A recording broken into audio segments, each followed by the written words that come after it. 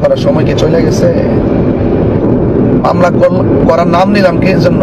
এই জন্য অনেকে আমাকে বলতেছে এটা কি মামলা করা উচিত, আবার আলটিমেটাম দিয়ে মামলা করলাম না কেন এটাও বলতেছে আমি হারাই গেছি। এখন বলেন মানুষ কত ধরনের মুনাফিক হইতে পারে, মানুষকে কিভাবে উত্তেজিত করে মানুষ। সম্মানিত দর্শক শ্রোতা, আসসালামু আলাইকুম। গিয়াসউদ্দিন তাহেরি হুজুর উনি পাবনায় একটি মাহফিলে যাওয়ার পথে গাড়িতে বসে একটি লাইভ করেছিলেন। সেই লাইভে শায়খ আহমদুল্লাহ হুজুরকে উদ্দেশ্য করে কি বলেছিলেন সেই কথাগুলো অবশ্যই আপনারা যদি শুনেন তাহলে বুঝতে পারবেন শায়কের বিরুদ্ধে কথা বলেছেন না শায়কের পক্ষে কথা বলেছেন। এখন তাহেরি হুজুর পাবনা যাওয়ার পথে গাড়িতে বসে যে লাইভটা করেছেন সেই লাইভে তাহেরি হুজুর কি বলেছেন আসুন আমরা সেই কথাগুলো শুনে আসছি। আহমদুল্লাহ সাহেবকে বলেন কোথায় বসবে, অফলাইন হলে অফলাইন, অনলাইন হলে অনলাইন, খালি শুধু বলেন কোথায় বসবে, সেখানেই বসবো ইনশাল্লাহ। সমাধান করা দরকার।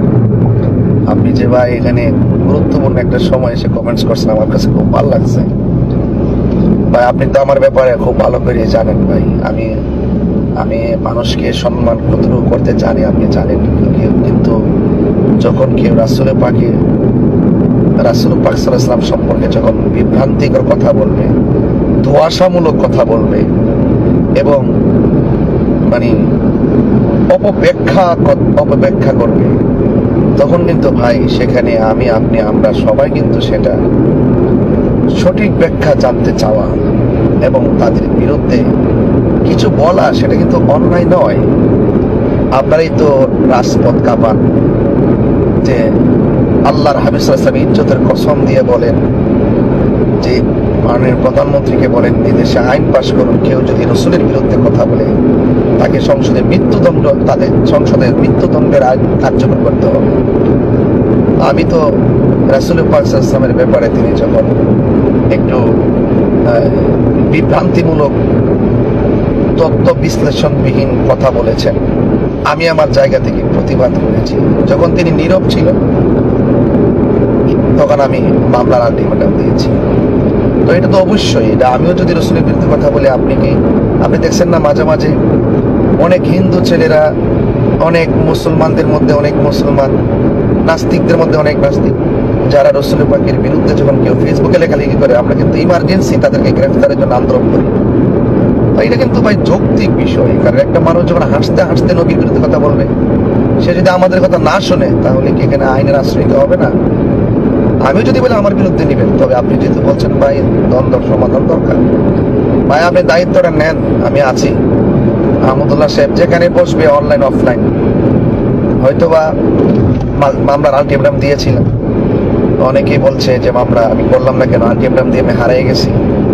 ওরা কি আমার চিনে না? মামলা করার সময় কি চলে গেছে? মামলা করার নাম নিলাম কি জন্য?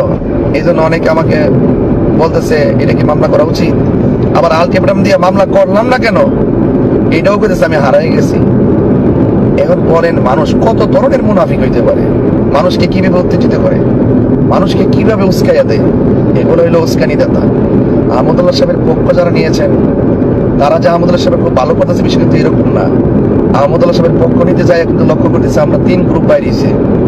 এক গ্রুপ দুনিয়াতে আসার আগে নাকি বলে নবী ছিল না, আউযুবিল্লাহ। আরেক গ্রুপ বলে যে নবী দুনিয়াতে আসার পরে 40 বছর নবী ছিল না। আরেক গ্রুপ বলতেছে 40 বছর পর নবুয়তি পাইয়া নবী এসে, এর আগে কেউ নবীকে নবী হিসেবে ডাকতো না, আব্দুল্লাহর বেটা মোহাম্মদ বলতো। তো এই কথাগুলো কেন সৃষ্টি হয়েছে? আহমদুল্লাহ সাহেবের নীরবতার কারণে সৃষ্টি হয়েছে। তিনি সব উত্তর দিতে পারে, হস্তমৈথুন থেকে শুরু করে মদ খাওয়া থেকে শুরু করে গাড়ি সিটে পুরুষ মহিলা কেমনে বইব, মানে যত আছে ওয়াইফাই টুয়াইফের থেকে দইরা, হাঁস চুরি ডিম চুরি থেকে দইরা, মানে সব ধরনের উত্তর তিনি দিতে পারে। উনি উত্তর পারে না বলতে নাই। টেটুর দিকে দইরা, এরপরে এই ওনার পরিবারে ওনার কোন মহিলা কোন মেয়ে ফোন দিয়ে কইছে এসএসসিতে পড়ে ওনার কাছে বিয়ে বসবে, ওনার পরিবার দিয়ে সেই মেয়ের সাথে কথা বলে। উনি সব কথাই ওয়াজের মাঠে বলতে পারে। তো এত বড় একটা সেন্সিটিভ বিষয়, যে বিষয় নিয়ে পক্ষে বিপক্ষে শত শত আলেম তারা কথা বলছেন, তো তিনি এখানে নীরবতার সাজায় কোন বুজুর্গি দেখাইতেছেন? আপনি আমাকে বলেন ভাই, এটা কি উচিত? একটা ইমাম সাহেব যদি নামাজের মেহরাবে ভুল করে, ভালো ইমাম শ্রেষ্ঠ ইমাম ভুল করলে পিছন দিকটা কিন্তু যে কোনো মুসল্লি কিন্তু লুকমা দিতে পারে। এই দেওয়াটা কি অন্যায়? লুকমা দেওয়ার পরে ইমাম সাহেব যদি ওই মুক্তাদির লুকমাকে কর্ণপাত না কইরান, উনি ওনার কাজ ভাবে, উনি ওনার মন মতো চলে যায়, এটা কিন্তু গুমরাহি, এটা কিন্তু দান্দাবাজি, এটা কিন্তু উচিত না।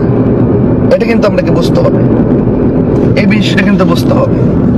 তো সুতরাং আমি অনুরোধ করে বলবো আহমদুল্লাহ সাহেব, আমি কিন্তু আজকে এই প্রশ্ন নিয়ে যদিও লাইভে আসি নাই, আমি লাইভে আসছি, আমি আজকে পাবনা মাহফিল যাচ্ছি দিনের বেলা। ওই দিনের বেলা মাহফিলে যাইতে রাস্তায় একটু কমিটিদেরকে একটু নিশ্চিত করতেছি যে আমি ইনশাল্লাহ যাব।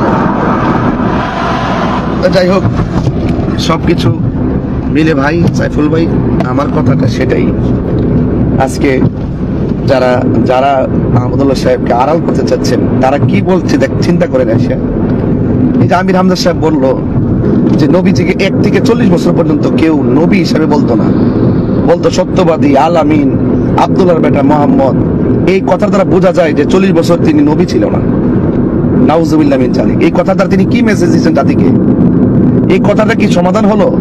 আমি যে প্রস্তাব করেছি যে আহমদুল্লাহ সাহেব যে বলছেন 40 বছর আগ পর্যন্ত তিনি নবী ছিলেন না, এই ব্যাপারে কেউ কর্ণপাত করে না। কিন্তু যারাই কর্ণপাত করতেছে, এই যে আমির হামজা সাহেব বললো যে আহমদুল্লাহ সাহেবের কাছে এমন দলিল আছে আমার 14 গোষ্ঠীও উদ্ধার করতে পারতো না, এত দলিল আছে। দলিল থাকলে আপনি দলিল দেন না কেন? দলিল না দিয়ে মুখে মুখে চাপাবাজি করতেছেন, তাহিরিকে মাজার বোজারি বলতেছেন, অশিক্ষিত বলতেছেন, তাহিরি কিছু জানে না বলতেছেন। এইটা কি কোনো সিস্টেম হইলো? হ্যাঁ, মসজিদের মেহরাবে বসে বসে যেভাবে কথাগুলো বলতেছে, এগুলা কি সিস্টেম হইলো? ওরা যখন এইভাবে বাজে কথা বলতেছে, তখন আমার ছেলেরা তাদের কথা জবাব দিয়ে, আহমদুল্লাহ সাহেবের যদি ফলোয়ার থাকে, আমারও তো ফলোয়ার আছে না? তারা যদি আমাকে বলে, আমাকে যারা মহব্বত করে তারা কি বলবে না? আর এখানে আমাকে মহব্বত করার কোনো বিষয় না, এটা রাসূল পাক সাল্লাল্লাহু আলাইহি সাল্লামের ইজ্জতের সাথে তার ব্যাপার স্যাপার, নবীর ইজ্জতের ব্যাপার। তো সুতরাং নবীর বিরুদ্ধে কথা বললে কে ছেড়ে দিবে? আমির হামজা সাহেব যে বললো যে 40 বছর পর্যন্ত নবীকে কেউ ডাকতো না, আর কেউ ডাকতো না, চিনতো না, এটা হইলো, এটা দিয়ে তিনি কি বুঝাতে চাইছেন? মানে আহমদুল্লাহ সাহেব যে বলছে যে 40 বছর পর্যন্ত নবী ছিল না, এটাই সঠিক? এটাই সঠিক? আমির হামজা সাহেব, গতকালও মাহফিলে বলছি, আমার কাছে দলিল মজুদ আছে, আমি প্রমাণ করব যে নবীজিকে 40 বছর পর্যন্ত মানুষ নবী হিসেবে ডাকতো, রাসূল হিসেবে জানতো, এবং রাসূল পাক সাল্লাল্লাহু আলাইহি ওয়াসাল্লামকে নবী হিসেবে চিনতো। পাথর পর্যন্ত চিনল, মানুষ পর্যন্ত চিনল। কিন্তু আজকে 1500 বছর পরে এখানে এসে আমির হামজা সাহেবরা বলতেছেন নবী হিসেবে চিনতো না, ডাকতো না, সবাই ডাকতো আব্দুল্লাহর বেটা মোহাম্মদ। সি সি সি সি, রাসূল পাক সাল্লাল্লাহু আলাইহি ওয়াসাল্লামকে কিভাবে ডাকবে, এই জিনিসটা কিভাবে ব্যবহার গুলা করবে, এগুলা উচিত না। একজন প্রকৃত দায়ীর কথাবার্তা এরকম হতে পারে না। আমি প্রশ্ন তুলেছি, আহমদুল্লাহ সাহেব নীরব, প্রয়োজনে 10 দিন পর হইলে উনি ওনার বক্তব্য দিবে। তা ফাঁকে আপনারা ঢুকলেন কেন? আপনারা ঢুইকে দেখলাম যে 3-4 প্রকার আইটেমের বক্তব্য দেওয়া শুরু করেছেন। দালালি বন্ধ করেন, দালালি বন্ধ করে দলিলে কথা বলেন। শুধু আমি যে কথা বলছি বিষয়টা এরকম না, এটা তো সিদ্ধান্ত। আল্লাহ নবী সাল্লাল্লাহু আলাইহি সাল্লাম নবীদের মধ্যে প্রথম সৃষ্টির মধ্যে প্রথম, প্রেরণের দিক দিয়ে রাসূল শেষ, দুনিয়াতে তিনি নবী হয়ে এসেছেন, আল্লাহ পাকের অনুমতি পেয়েছেন, রাসূল সেই নবী হওয়াটা প্রকাশ করেছেন, কোরআন পেয়েছেন, কোরআন অনুযায়ী দাওয়াত দেওয়া শুরু করেছেন। ওয়া দাঈয়ান ইলাল্লাহি বিইذনিহি ওয়া সিরাজাম মুনিরা, আল্লাহর অনুমতি পাইছেন রাসূল কথা পাবলিককে দাওয়াত দেওয়ার জন্য কোরআন পেয়েছেন। সে কোরআন পেয়ে তিনি দাওয়াত দেওয়া শুরু করেছেন। রাসূল তো ওয়া মা ইয়ানতিকু আনিল হাওয়া ইন হুয়া ইল্লা ওয়াহয়ু ইউহা, রাসূল তো আল্লাহর কথা ছাড়া ওহী ছাড়া কথা বলবেন না, তিনি তো রাসূল, তিনি নবী হয়ে এসেছেন। তো সুতরাং সাইফুল ভাইয়ের একটা কথার কারণে আমি প্রসঙ্গটা অন্যদিকে নিলাম। ভাই দিলেন তো আবার কথাবার্তা যাক, আপনাকে ধন্যবাদ ভাই, আপনাকে ধন্যবাদ। দোয়া করবেন